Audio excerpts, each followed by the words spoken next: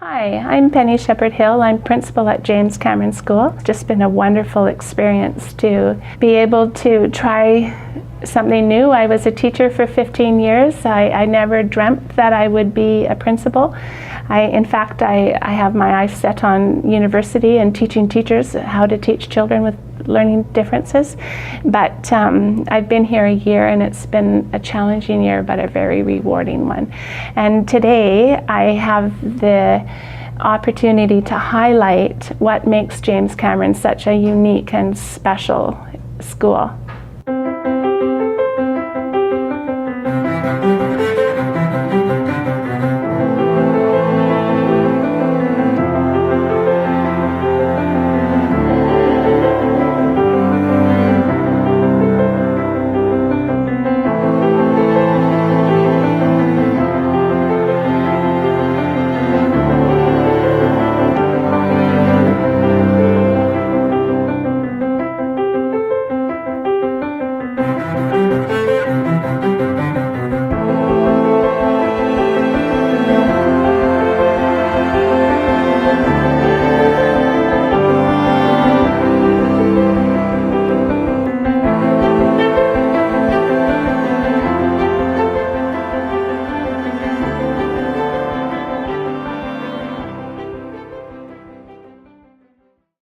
I'm about to have parents interviewed and have some conversations with parents so that you can know that you're not alone, that 20% of our population, up to 20% of our population have dyslexia or on the spectrum, so mild, moderate, severe, profound, and that just means they struggle with reading, writing, or spelling. And so I'm going to interview some of my parents so that you can hear their stories.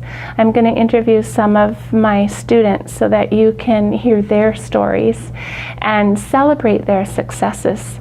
And I hope that this is encouraging for you. Just because you're diagnosed with a learning disorder doesn't mean that you're not capable.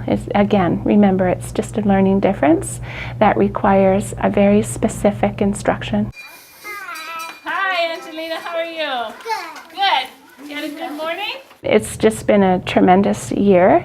I'm definitely where I'm supposed to be, and what I've learned in my year here is that we need to take our muzzles off and share our stories, because dyslexia, there's a lot of misunderstanding about what dyslexia is, and it's a neurobiological condition that affects up to 20% of the population. So in my grade 2 classroom when I was a teacher, I would have 4 to 5 children in every class, and as a new teacher I didn't know why I couldn't connect with a handful of my kids. And so one of my colleagues said, Penny, you should take this course with Susan Barton and you'll learn about dyslexia. So I've spent the last 10 years or so developing my expertise on dyslexia, and here I am now with a school full of wonderful, capable, bright, charming kids that have dyslexia. I'm in. Can we go down? No, it's time to go in. You don't sew me laps today. No, they're broken. How many did you get, Natalia? So let me know. Hey! Natalia, you okay? Yeah. Do you hold each other? The past principal for many years is here mentoring me, which is wonderful. She's in the grade 4 or 5 classroom. Okay, so Olive, how long have you been here? I've been here since 1990. Wow, that's a long time, yes. 27 years. We're lucky to have you. Thank you. And you've had a lot of students, you've led the school, and you've talked with hundreds of parents. Mm-hmm. What do you think parents fear the most? There are 2 things, I think. One of them, when parents come to contact the school the first time, often their child has just been diagnosed with a specific learning disorder. Can I interject now? That's an interesting word. You've used disorder. And why did you choose, what's that word choice? Well, a few years ago, There is actually a diagnostic manual called the DSM-5. It was a new version that came out several years ago, and they've changed the diagnosis for students like we have at the school from learning disability to a specific learning disorder. And I think that much better reflects the challenges our students have. Right, because it's not a disabled, they're able in a lot of areas, isn't it? Aren't they, Olive? Absolutely. And learning disabilities, there's a certain connotation to that. Can you speak to that, Olive? Yes, actually, if I could talk to coming from England, in England, if a learning disability has a much broader meaning and includes children who have cognitive impairment, whereas if you say dyslexic in England, those are the kinds of children we have at our school. Children who are smart, have a high average to above average IQ, and have the potential to learn and be successful. I'm thrilled that you say that, because dyslexia, I'm passionate about using the term dyslexia because it gives parents, it gives teachers a roadmap how to help children. Would you agree, Olive? I would definitely, yes. Better understanding. What are some of your students that you've taught? What are they doing now? Oh my goodness. You know, when I was teaching grade 7, I used to stand up in front of my class and I looked at my students and I said to them, I never lie. The only thing I'll lie to you is about my age, so don't ask me how old I am. And I said to them, every single person in this room is capable of going on to an educational institution after high school, whether it be BCIT, Douglas College, apprenticeship program, university. You're all capable of going on to educate yourself further after high school. And that's what's happened for most of them. I mean, I know children who were my students, and now adults who've become the best electricians, plumbers, drywall plasterers, Mechanics? Yes, mechanics, absolutely, yes. And also things such as, we have one girl I remember distinctly, Rebecca. She is now an archaeologist up in northern BC, working on First Nations digs. And we have one going through the nursing program right now. I taught her in grade 7. And we have people going through university right now to be engineers. Another one a lawyer. Just amazing. And Jenna, as you know, she is now a counsellor, I believe. Right. So they are very smart children. Right, with potential. With potential. And what we do here is we help them to maximize their potential. That's what we do with the accommodation, the adaptations that we use here at the school. How's your day going, Michael? Good. Good. What do you want to be when you grow up, Michael? A paleontologist. A paleontologist? What does a paleontologist do? He digs up vegetables and bring it to the museum for studies. For studies. What's your favorite dinosaur? Kentosaurus. Can you tell me what the Kentosaurus looks like? Has green spikes on its back, and then it turns to spears on its lower body. Is it related to Ankylosaurus? Nope, it's actually part of the Stegosaurus family. Okay, so he has Plates on its upper body, but spears on its back. What are the plates on its upper body for? For cooling. If the country's too cold, he'll point them at the sun to get warm. Right. But if he's too hot, he'll point away from them so he can get cool. So his plates regulate his temperature. Yep. Just like we sweat or we perspire when we get hot, right? Yep. The dinosaur's plates regulate his temperature? Yes. Yeah. But his spears are for defense. Right. And also his tail has like four spikes. A point on his tail, Yes. then spikes coming out of its sides. Okay. Two on each side. Ankylosaurus has a tail similar to that, doesn't he? Yeah, but bony, hard bone. Right. But there's one similar. There's not much thing about the Stegosaurus and the Kentosaurus. The Kentosaurus has two 20 40 10 feet long spikes coming out of it, like front legs, Oh, like coming up between shoulders and the head, Okay. kind of like that, like coming out the side for defense, I think. Okay. But the plates on his back are for temperature. Yep. So, Michael, what's your feeling about James Cameron School? It's actually kind of good. No bullies, no one hurts me. It's actually kind of good. No bullies and nobody hurts you, so it's kind of good? Yeah. Yeah? We're sure glad you're here. Are you happy here? Mm-hmm. Yeah. What is your favorite thing to do here, Michael? Play with my friends. Yeah? What about school? What's your favorite thing in school? PE. PE? Who's your tutor? Miss V. Mrs. V. And what's she teaching you, Michael? Reading and writing and saying the words. And how to spell words. Yeah. So are you getting to be a better writer? Yeah, mostly, yeah. And are you getting to be a better Yep. reader? And so what would you tell other kids who struggle in their school and they can't read and write? Just practice and plastic. Practice and practice. Practice. Make perfect. Yeah, but do you think you need special teachers that understand learning disabilities, Michael? Kind of, yeah. Yeah, I'd say so.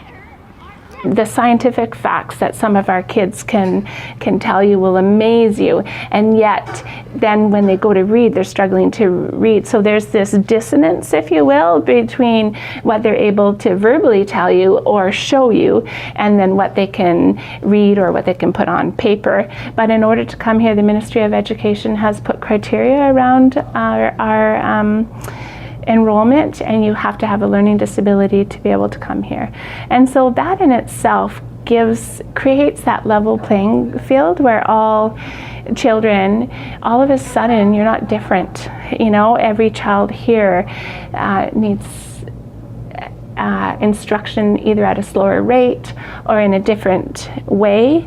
Maybe they're verbal and they learn through auditory, or maybe they're kinesthetic and tactile. We really try to do a multisensory with the visual, auditory, kinesthetic, and tactile together, and that enforces or remaps the neural circuitry in a brain.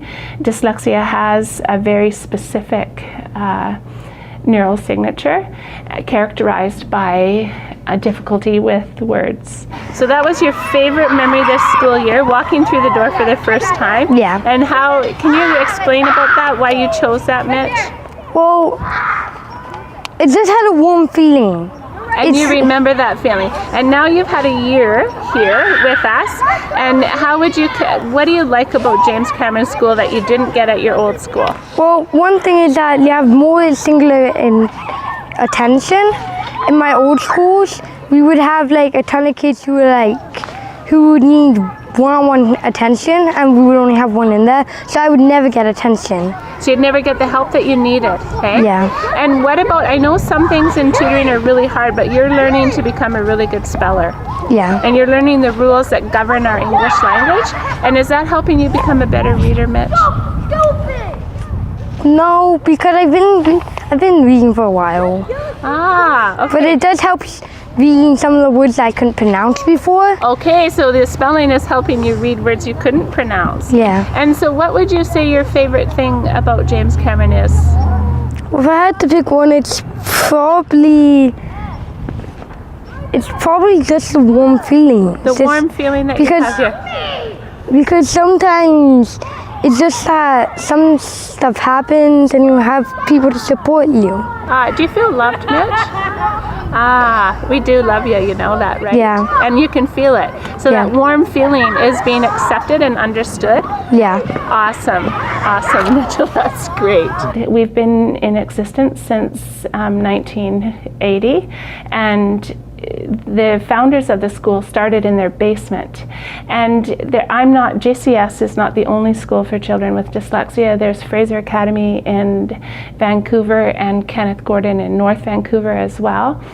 And we don't learn in our teacher training how to identify dyslexia nor how to remediate it, and that's a key piece. So university programs for teachers need to include a multi-linguistic course for teachers so that they'd be able to identify and help their kids. So what are your thoughts about James Cameron We now? are loving James Cameron now. It's only been a couple of months, but Kylie, it's changed her life. Even to the point that her counselor said she doesn't need to come in anymore. Her anxiety issues have been completely resolved just by changing schools. Wow, that's great news. Yeah, and she sleeps at night now, and she's excited to go to school. No more tears. Remind me what brought you here, Kobe?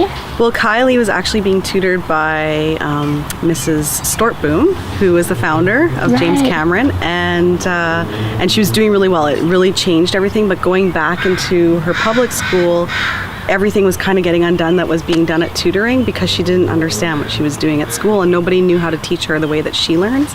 Right. So it actually built up more anxiety in a way, even because she knew there was help. Right. But she wasn't getting it at school, only through tutoring, but that wasn't all day long. So Irene, Miss Stortboom, said, you know what, I think that Kylie would really benefit from James Cameron. Now, some children, they're more moderate, like my son. He is dyslexic as well, but he's moderate. He was able to go through the public school system, but Kylie was like mid to severe, I think. Yeah. So, because there's different spectrums of it. And so she really needed this, and it has changed literally her life. It sounds crazy, but it really has. Well, I remember Michael's face when you came to pick her up on the 14th. Yeah. Were you here with Michael, or was it just Michael? And I remember his face. It's etched on my heart because I didn't recognize it as shock. Yeah. But I said, she's had a great day. And your husband was in complete and utter shock, and he said, I know, I can see it on her face. Yeah. And it wasn't until later that I processed that it was such a surprise that she was here for 6 hours and she was a different kid. It literally was that quick. And she, in her heart, said later that she pinpointed it in the first 20 minutes. She felt totally relaxed. Wow. Yeah, and that anxiety just melted away. And even her counseling, like she was an emergency patient for therapy and counseling because of her anxiety. I didn't realize that. Yeah, and literally she, did a couple of follow-up appointments, but the counselor was like, we're done, Kylie. We're done. You're all better. Yay. Your school changed your life. So Kylie, you're happy at James Cameron? Yes. Yeah. Very happy. What do you think is the difference between James Cameron and your old school? Well, my old school was very noisy, and here there's a shorter class, and they didn't teach dyslexic, and I wasn't getting so much help. So do you get enough help here? Yes, lots. Lots of help. Mm-hmm. And so you use the term dyslexic. Mom tells me that they've told you have dyslexia. What does that mean to you, Kylie? Means that I learn different. Right, exactly. And who's your tutor, Kylie? Mrs. Wan. Ah, and so you've had now since February, March, April, May, June, so almost 5 months. Well, June is just starting, so 4 months of lessons on spelling rules. What can you tell me about one of those rules that you've learned? 1-1 double rule is my favorite. Oh, why is it your favorite? Because there's a whole rule you have to go through. I think of it as a fun game sometimes. Okay. Can you tell me about the 1-1-1 rule, Kylie? So if you have... Let's use the word run. If the word is run. Is that a 1-1-1 word? Yeah. How is it a 1-1-1 word? So if you have a suffix, you can double the N. Okay, but how can you double the N in run? So if you're adding the suffix ing onto the word run, and it becomes R-U-N-N, you double the N. Why do you double the N in run and not, oh golly, let me see. If I'm adding the suffix onto the word slide, that's a different word altogether, isn't it? So how do you know to double the N on run? So you have to have one vowel and one syllable, and one final. one consonant on the end of the word, and then you double the N if the suffix starts with a vowel. Good girl. So then does that help you with your reading too? When you're so you're learning very specific types of syllables, and that's helping you with your reading too. That's great. And Mom tells me that you think you're identifying some of your friends that you think they might have dyslexia too. Yeah, What makes you think your friends might have dyslexia? What are you recognizing, Kylie? because she brought a book to my house and she is struggling with the reading, but she knows how to do lots of things. So what are the other types of things that she can do?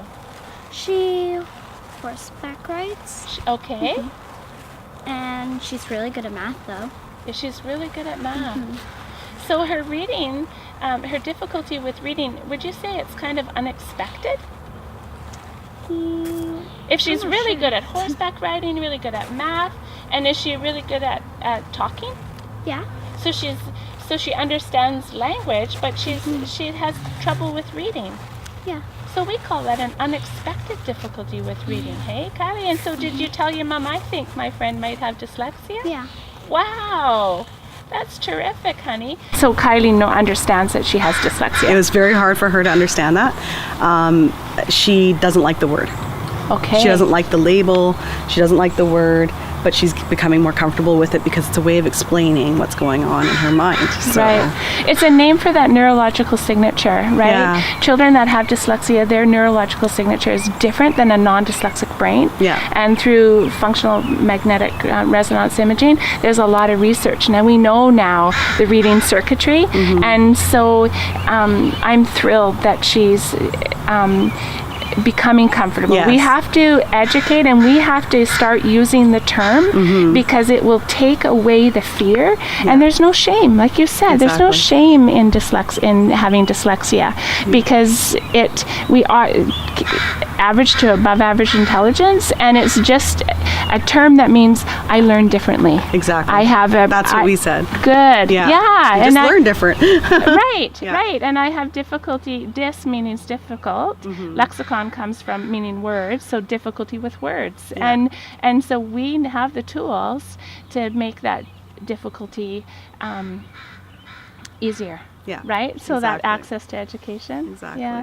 Did you have to go to before you came to James Cameron, did you have to go to your tutor after school? Yeah. I'm always tired after school, and then I have to go to tutoring after school. So I bet you're thankful that you have your tutoring block right in your school day now, hey? I'm so happy. That's awesome, honey. That's awesome. And Kylie, I didn't know that you were really anxious. That's another common feeling amongst kids who have dyslexia. And Mom tells me that you don't even have to go to a counselor anymore. Yeah, I do not have to. At my old school, I would always cry after school because everything was so frustrating and hard, and I wasn't getting so much work done, and I didn't have good friends. But here, everything at my old school, all that disappeared since I came here. Oh, Kylie, I'm so happy for you, honey. That's just wonderful. It's frustrating not getting the help that you need. Yeah. And now that you're getting the help that you need, life is just so much better, hey? Yes. That's awesome, honey. That's really great. When I went to San Jose and took my first training course on dyslexia, I cried because I thought, my goodness, I'm going to be able to help these children. They don't see their letters backwards. So there's a lot of grave misunderstandings. It's a processing disorder, and children with dyslexia either have, most often, at the phonemic level, they have difficulty distinguishing the sounds at the word level. Or if it's a double deficit, they will have a difficulty with recalling a word retrieval. So for example, if I said one time in a class, I'm one of the largest birds in the world, but I cannot fly. I weigh as much as a woman, And I have long, sturdy legs that make me a speedy runner with 3 toes with nails on the end that I use as weapons. Who am I? And one of my little girls put up her hand and said sausage. And she didn't mean sausage, she meant ostrich. And so that's a characteristic of some people with dyslexia, is they don't retrieve the word that they necessarily want. It's a word retrieval issue. And so to an untrained eye, that might look like an odd thing to say, but when you understand the characteristics of dyslexia, then there's a flag, and then you can do further assessment. Another thing that children with dyslexia have is an inability to rhyme. And not all children with dyslexia, because it manifests itself differently in each child, but often I used rhyming in my classroom. Miss Molly had a dolly that was sick, sick, sick. She called the doctor to come. And if a child says fast instead of quick, that's another flag. They're not rhyming. And so then they're having difficulty with the sounds of language. So there's characteristics that teachers need to understand to be able to identify the children because of the brain's plasticity. So when you have a young child and they're getting the intervention when they're 6 instead of when they're 16, the plasticity and the ability to remap that neural circuitry is that much quicker, and the trajectory for them to reach their potential, of course, parallels the early intervention versus late. So early intervention is key. When she was with Mrs. Storteboom, was she after school? She was after school twice a week, so she could not have any extracurricular activities. And she's really looking forward to this fall starting either volleyball or basketball or something to have an extra activity, because now she has the time after school. Before it was just too overwhelming. And she exerted so much energy, basically getting nowhere in her last school. Every day, that at the end of the day she was just done. She was emotional and tired, but now she's got energy after school. She wants to do stuff, and she's like, I'm bored, like I want to do more. This is super. They get the help in the classroom, and then when they go to their tutor, the whole class goes to the tutor. So they are either in tutoring or study hall, and when they're not in study hall, they're in tutoring. When they're not in tutoring, they're in study hall. And that's really the gold, isn't it, in our... And that, I think, is the biggest obvious difference is that going off to work one-to-one with a tutor.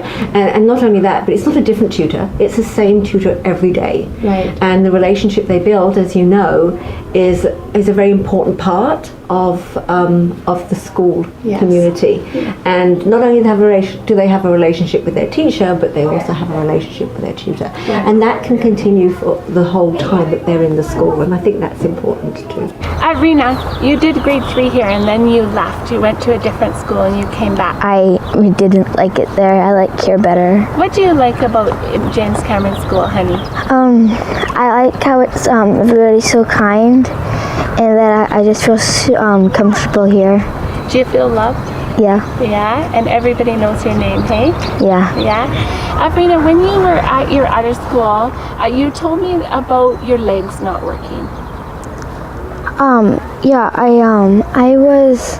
I woke up one morning not walking, and my mom said, okay, let's stay home for a couple hours, and if it feels better, let's go to school. So a couple weeks passed with me not walking for a while, and then it came to a month with me not walking, and I was in my playroom, and we haven't cleaned it in a while because my sister was busy and I couldn't clean because most of the stuff was on the ground and it hurt when I bended my leg. Right. So I tripped on a pillow and then I fell, and then usually when I trip I scream, but I didn't scream. So I tried running, and I was running, and I told my mom, and then I tried going on the trampoline, I was bouncing.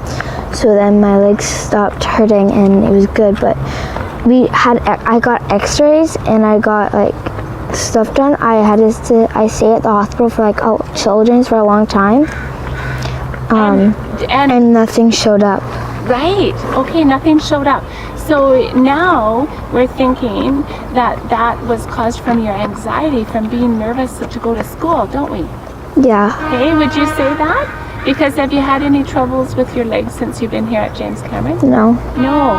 So a lot of kids get these survival tactics if they're not able to tell their parent, Mom, I can't read. Mom, I'm having trouble with math. Mom, I can't spell, I can't write. And when we have a difficulty saying that, then our legs don't work, or we get anxiety, and end up in getting medication for anxiety, right? Do you think that's what the source of your legs pain was? Yeah, but I did Still Girls with Berlin. And Still Girls is like a confidence booster for girls, and I had a lot of fun there. I did it in the summer, and I just finished it yesterday. We had a taco party. Awesome! And okay, so you're getting things to learn how to build your confidence booster.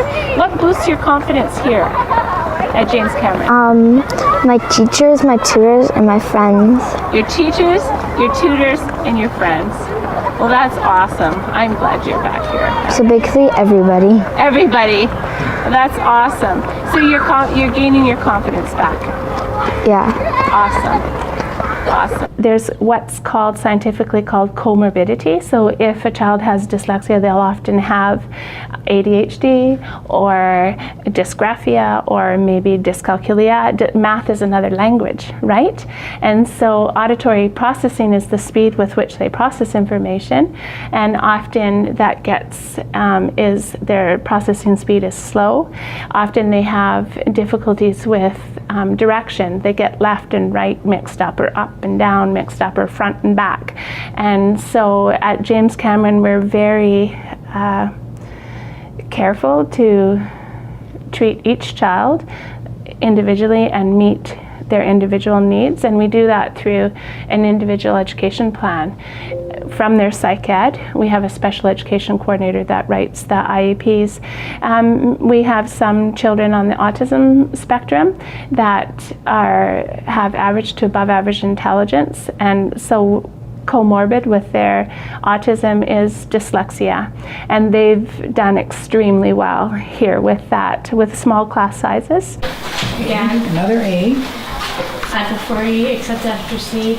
And that is a spelling, all right? Mm-hmm. Okay. E. Uni And what is unique? What is that? means one. Means one. And where do we put that? At the beginning or the end of a word? In the front. The beginning. The beginning. And it's called a Prefix. prefix. Our boat sought out an island to dock at. Can you repeat it? Our boat sought out an island. Island. Now, we've never done island as a sight word. I'm just making sure, seeing if you can spell it, and you can, so that's not a problem. To dock at. To Leo made it to grade 8 today. Yes, Leo made it to grade 8. Awesome. He was excited and a little nervous. Like he says to me on the way, he goes, Mom, I'm nervous. And I said, well, Leo, you got to realize, I said, there could be like 200 students there and everybody's going to be nervous. I said, everybody feels the way you do. I said, just go in there and do your best. And I said, you know, you're going to be in great big groups. You get your name tag, you're going to meet your buddy at the front door, and you can all walk in together. So far, so good. And was December with them too? Well, December wasn't there yet. His buddy showed up that he knows from Harry Hoagie. Okay. So they were standing at the front entrance waiting for December. I said, please don't go in without her. Yeah. Then that way, it was just 8:30, and I thought I didn't want to stick around. And here's this mom sticking around. Yeah, no, that's so not I said, cool I'm just gonna go, and then that way, just wait for December. I said, give it at least 5 minutes. I said, because you technically didn't have to be there to 8:45. Oh, good. So and he was there right at 8:30. Oh, this is good. So far, so good. Awesome. So thinking back to when Leo came here in grade 2. Grade 3, grade 3, grade 3, here, you know, and when you went through that psychoeducational assessment and not knowing what it was, I remember you telling me being so afraid to get labeled. Well, the thing is, like, when Leo, we knew something was wrong before kindergarten, right? And he was, you know, he was with the Maple Ridge Development Center, with an occupational therapist and stuff like that. And everything was set up when he went into kindergarten to go with an occupational therapist. But the school district didn't accept it, and they never got back to me, so we actually didn't have the meeting. And then things went bad in January of kindergarten, and the principal was phoning me because the teacher was hitting the panic button, and the first thing they said to me, well, is your son coded? And I'm like, what do you mean coded? And he goes, well, unless your son's coded, we can't help you. And I'm like, well, I've already had him assessed through FAN. That was when he was 4, because of his behavior problems, not knowing the underlying issue. So then the thing is, once we got into that, then he was on the waiting list to be coded. And at first I thought, I didn't want my child coded. Then he's labeled for the rest of his life as having some disability. That's what I was assuming, right? Sure. And I thought, well, then that's going to follow him for everything. Like, like, why does he need to be coded to get help? Like, why? And they said that's the only way that they could help them in the public school system. So we went on a waiting list, and he was finally assessed 2 years later. 2 years. Wow. Not to grade 2. Okay. And then, through this and that and talking to other parents and stuff like that, I just got to the point where it's like, what, label him with 1,000 different things. I said, if that's what's it going to take to get him the help that he needs, then, what do I have to lose? Yeah. But then when he was assessed and that's through the school district, that's when they found out the learning disability, mainly dyslexia and auto-processing disorder, along with other issues that he found out when he was 4. But I mean, through that, then they decided to help him. But I mean, it was great and everything like that. But then through the public school system and doing this and doing that, he was with a support teacher there. And they were pulling him out for this and pulling him out for that. But he always felt like there was something, why is he being pulled out? Because that's what they do in the public school system. So they single them out along with other children that have disabilities or just issues like slow learning, right? That he was missing out on the fun things. Like, when I would go in there, I'm like, Leo, well, where's yours hanging? How they have things hanging from the ceiling. He's like, well, Mommy, I was pulled out for reading. So he never got to participate. In grade 2, kids were calling him stupid because he was never in the classroom. He was always being pulled out. And so the thing is, but through the assessment and this and that, they said when he was being pulled out, there was nothing that they can do for him because he has dyslexia. And I said, well, what do you mean by that? And she says, well, we're pulling him out and he's not grasping it. And we can only teach him what we can teach him, but if he doesn't grasp it, he doesn't grasp it. Wow. So I was like, okay. And then the support worker there, the head of it, Chris, she was great. I mean, she did what she could do. But the thing is, she recommended James Cameron to me. Oh, okay. And if it wasn't for her, and I tried and I tried and I tried, it took me, oh God, almost 3 months through a process to get him in here. And what was his reaction when you told him, Leo, we know why you're struggling to learn how to read and struggling with printing. What was his reaction? Sorry, every time. Because it was like a light bulb that went off for Leo. Sorry. It's okay, Bobby. We were driving down the road. I remember picking him up from school. And we were driving down the road. And I said, Leo, we know what's wrong with you. Not thinking like, I guess in a way of putting it like that, but I mean, I was like, because he says, Mommy, what's wrong with me? Like, why am I this way? And so we were driving down the road, and I said to him, I said, you know what, Leo? I said, you have dyslexia. And he let out this huge sigh, and he goes, really, Mommy? He goes, that's what's wrong with me? Like, it was like this whole weight was lifted off his shoulders. This poor little kid in grade 2 thought that he was like dumb. He was stupid. And sorry, it just gets me every time. This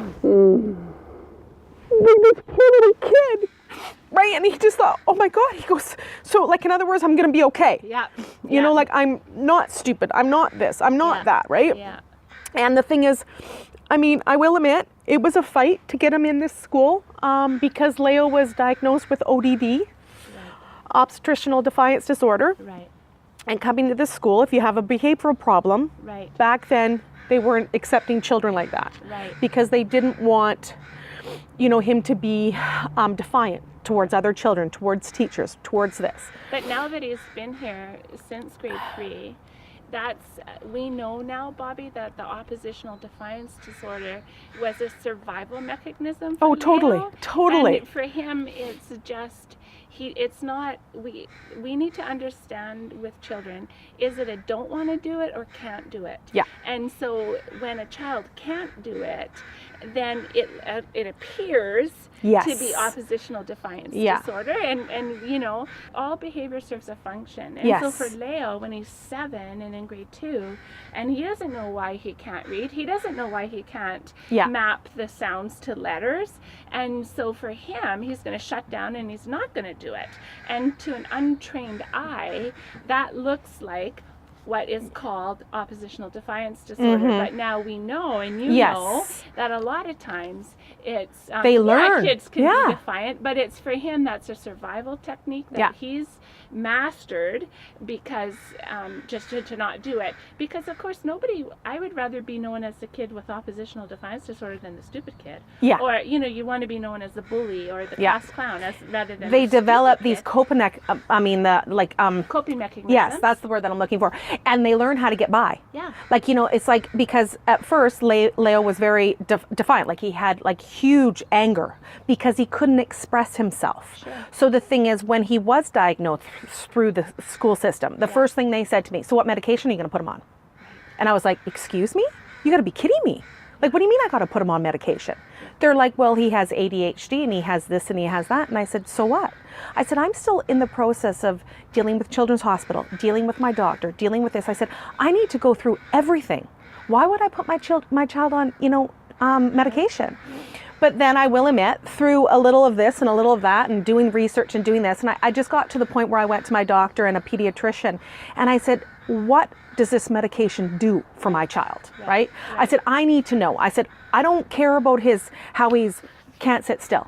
That's my kid. He's been like that since he was born, and he's always going to be like that. That's him being a child.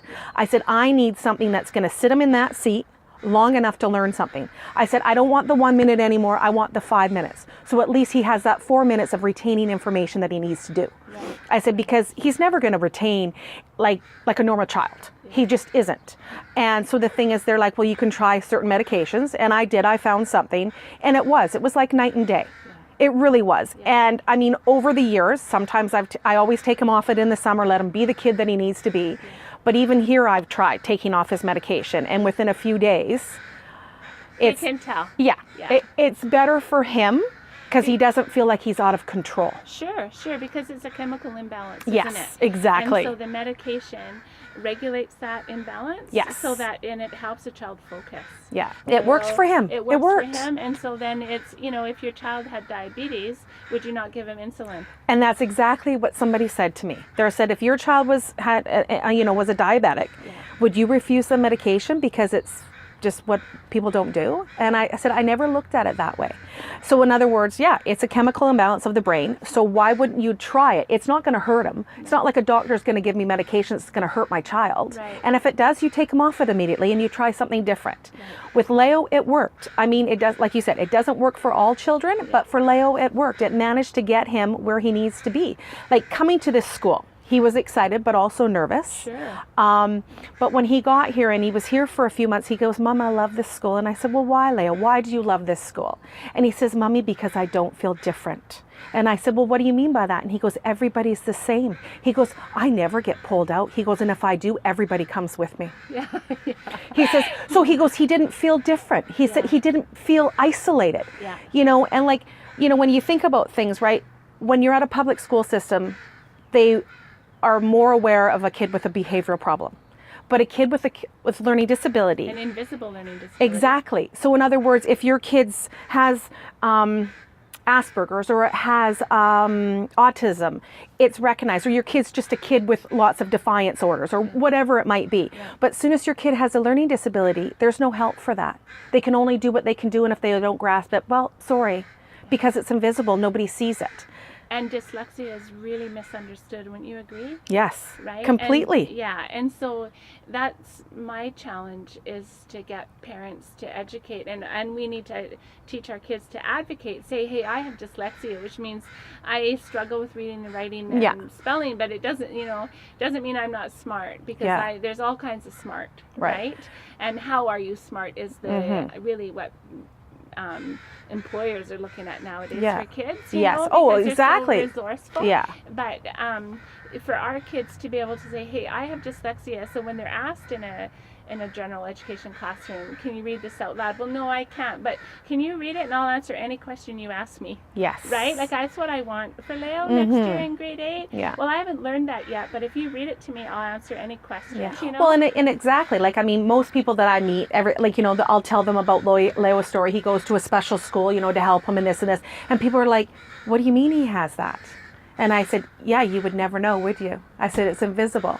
I said, but to sit him down and ask him to actually focus, do like a word project, or to read something, or the fundamentals of the English language, and this and this and this and all different aspects. I said, he freezes, if you want to say. He doesn't know where to start. Yeah. Everything's like, oh my God, like, what is this in front of me?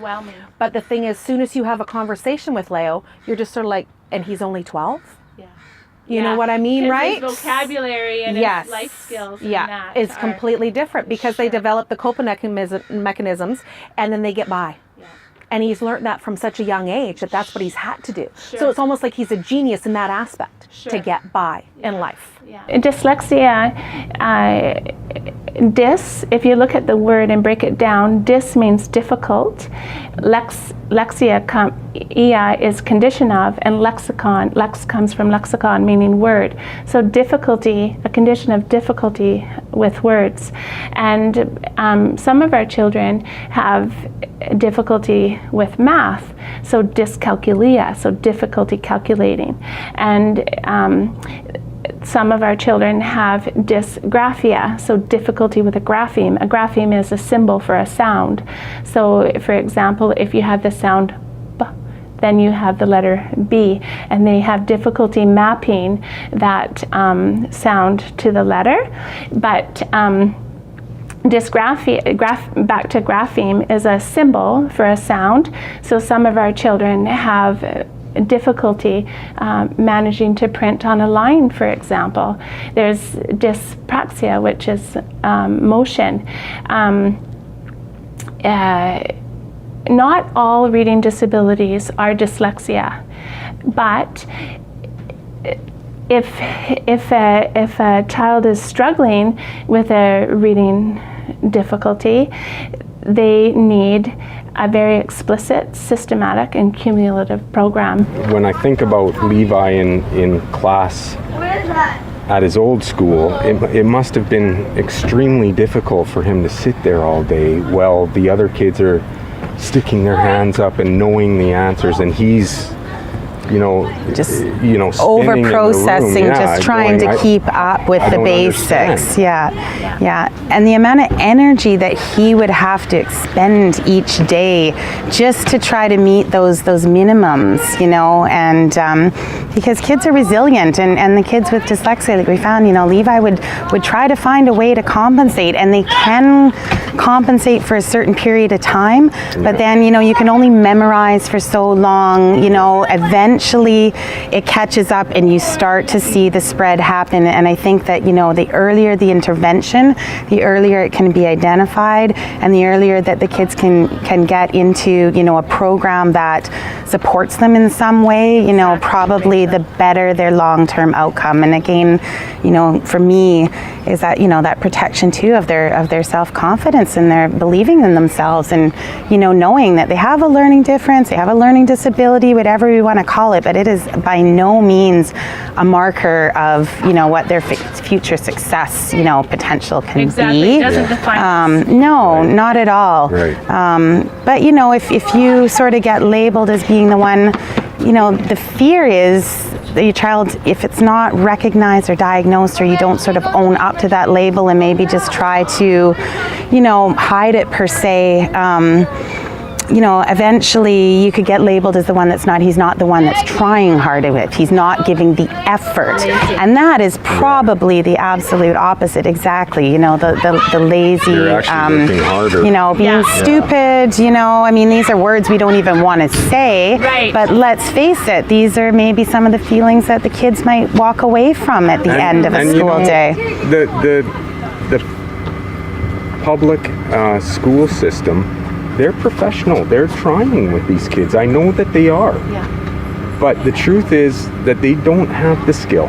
They're not trained. The resources, trained. yeah. They're not trained like in Orton Gillingham. They're not trained in special ed to the extent that they need to be, and to deal with a large number of kids. It's not a small amount, but then you have 30 kids in a class, and you know what are the numbers? You know, that means, you know, what is that? Six kids in every class need special instruction.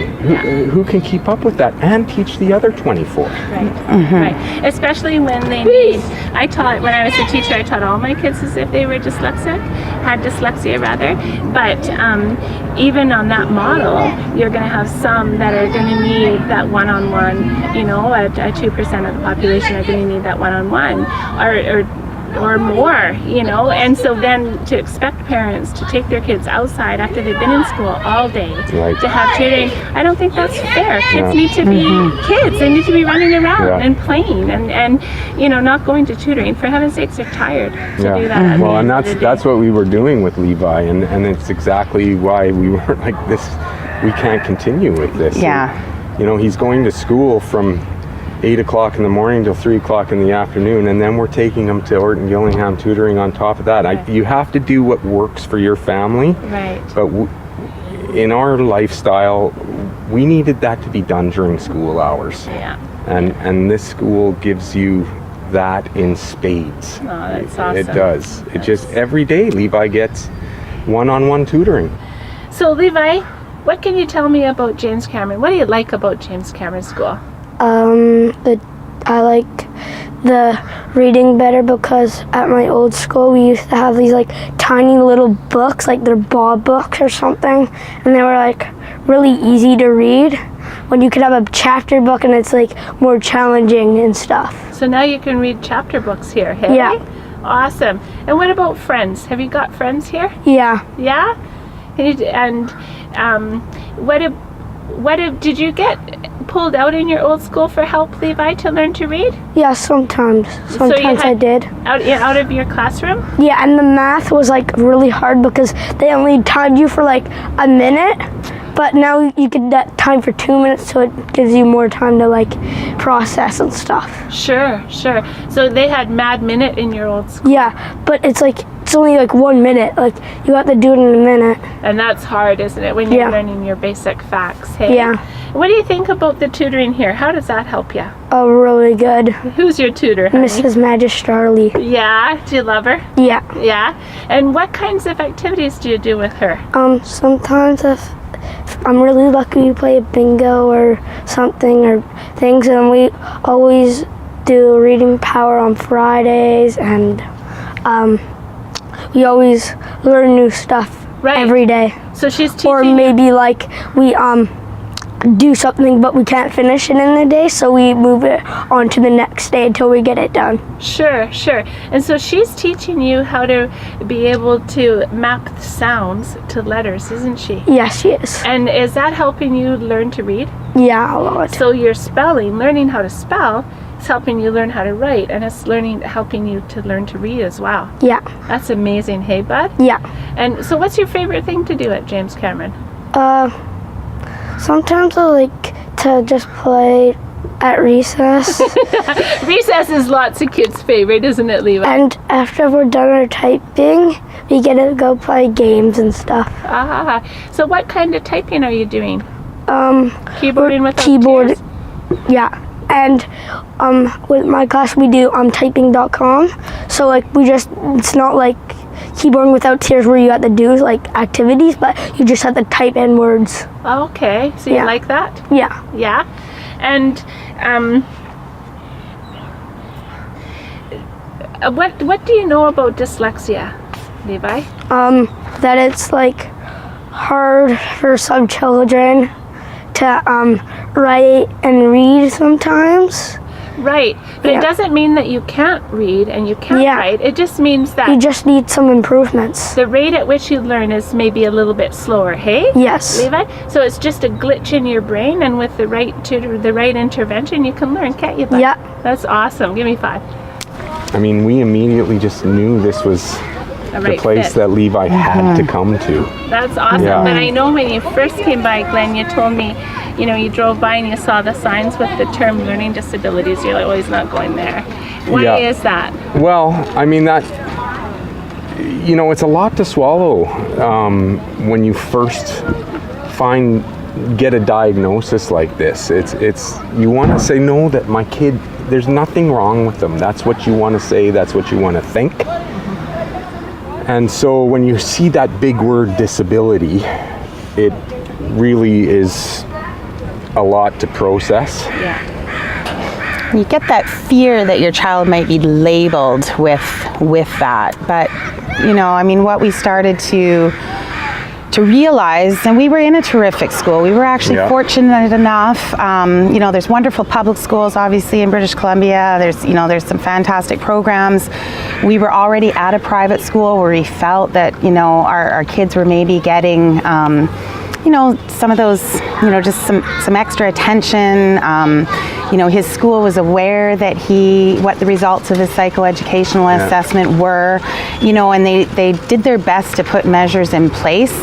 But, you know, as soon as we started doing research, you know, about what dyslexia was, this is something that Levi was born with. This is something that, you know, there wasn't shame to be associated with. This was something that he was going to have for his entire life. It's not something that you're going to correct or fix. Right. But what you know, what we were really searching for was, you know, a place where Levi could go that his, you know, his self-esteem would continue to flourish, that he wasn't going to be at risk of, you know, potentially developing anxiety or, you know, low self-confidence. I think, you know, it's unintentional, but these are some of the risks that come with being, you know, in the regular school system, even if it's been identified, and even if you are, you know, on a track where you're saying, you know, the child's getting that extra help, there is a little bit of stigma attached to it, and I think that's what we were initially fearful of. And then we thought, okay, well, if we pull him out of this school and bring him to a school that has a sign labeled as disabilities, is that gonna, you know, take those fears that we had and make them worse? But you know, once we had the opportunity to come and interview here, talk to the teachers, particularly talk to other parents, you know, we didn't come across another family that's had a child already established and attending JCS that didn't tell us that it made the world a difference for their child and how comfortable they were. Another really important thing to say is that, you know, you're afraid that this diagnosis of dyslexia is something that they are going to have to work on. You don't conquer it, but what you do is, at schools like this, they teach you ways to work with it rather than fight against it. And the regular schools don't know how to do that with kids. They just don't necessarily have the experience. If you send a dyslexic kid to this school, they have the same opportunities as kids going to every other school. Right on. You can go to university. You can become a doctor. You can become a lawyer or a firefighter or a teacher or anything that you want to do. These kids are capable. It's not a death sentence to say, oh, my kid has dyslexia, therefore he will not succeed. Yeah. Under the right circumstances, they're just, as you know, it's not related to intelligence whatsoever. Exactly, Glenn. It's a learning disorder. And, you know, there's a lot of cognitive neuroscientists that call it a glitch. How do you like that scientific term? Yeah. It's just a glitch in the wiring. And so with the right intervention and the visual, auditory, kinesthetic, tactile instruction that they get, it's very explicit, and it's the key to unlocking that alphabetic code that is our language is based on. Right. And so then they have this success. Right. They learn to read, and then Yeah. Levi's reading chapter books. Yes. And, you know? Yeah. So you're right, Glenn. It has nothing to do with intelligence. Our kids are capable, Absolutely. kind, funny, charming, regular kids. Absolutely. And I think that's the biggie, is that, you know, you're afraid, is my kid going to be normal? You know? Yeah. And you find out really quickly that yes, they are. Yeah. You know, 1 in 5 children has a learning difference of some sort. Yeah. And I think you have to embrace that difference and say, okay, how do we work with it to get them to Reach their the place potential. that we want them to be? Exactly. Yeah, and obviously I feel like you guys are doing a tip-top Tremendous here. job of that. Yeah. Absolutely. At giving these kids the ability to work with that. What would, if you could say one thing to your friends that you think might have dyslexia, what would it be, Kylie?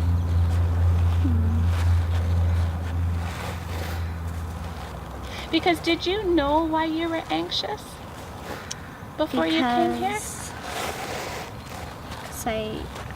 I thought I couldn't know how to read, and I couldn't do anything. So you never thought you would learn. Yeah. And now that you know that you can get help, all that anxiety has disappeared. Yeah.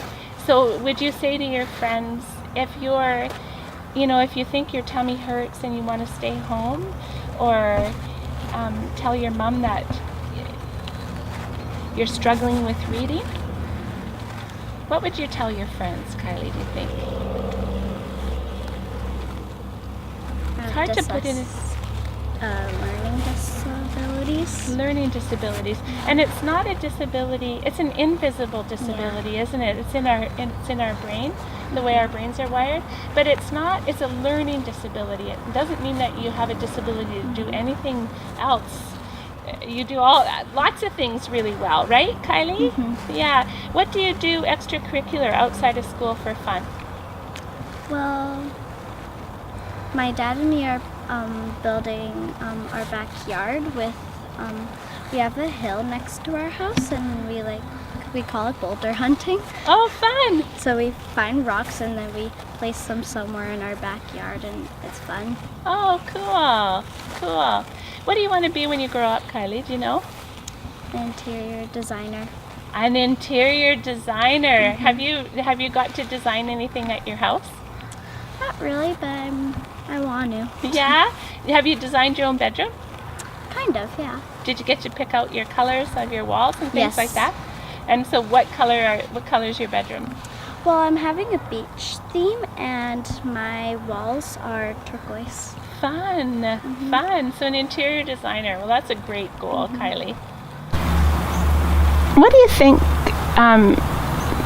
Colby, that every parent of a child that has dyslexia should know?